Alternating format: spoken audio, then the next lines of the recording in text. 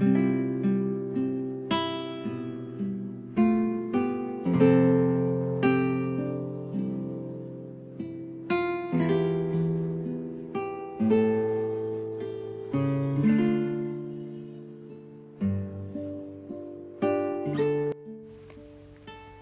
mabuting balita ng Panginoon ayon kay San Lucas.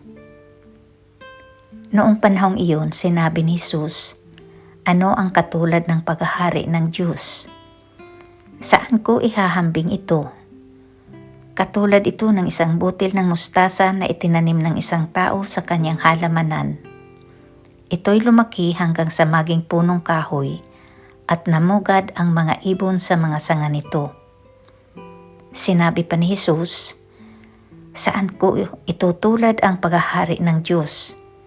Katulad ito ng libadorang inihalo ng isang babae sa 3 takal na harina. Ano pat umalsa ang buong masa."